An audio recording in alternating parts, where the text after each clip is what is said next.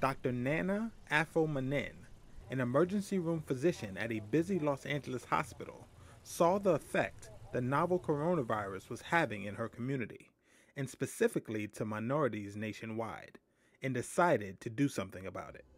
With two of her fellow African American female colleagues, she founded a company, My COVID MD, to bring free telehealth to poorer and underinsured people and connect them to health resources.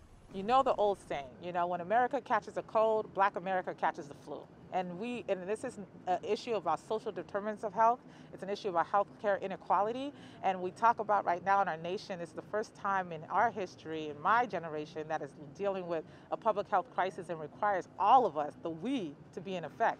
But when you're dealing with marginalized communities who have been disaffected, it's hard to get them on board because, hey, they're like, we've been here. We've been having problems and no one cared about us when it was affecting us.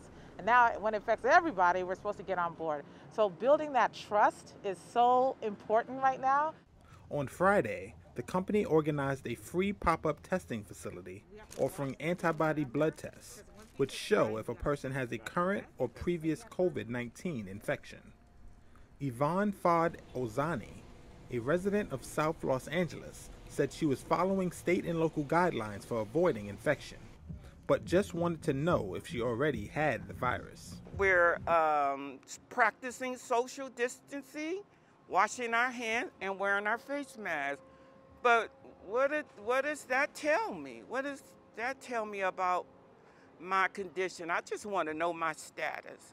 Over 100 tests were administered at the drive-through facility Friday, helping those already exposed to the virus, those with underlying health conditions, as well as the uninsured or underinsured people with no means to receive a test. I say this to America when they're talking about marginalized community, there is no such thing as a margin.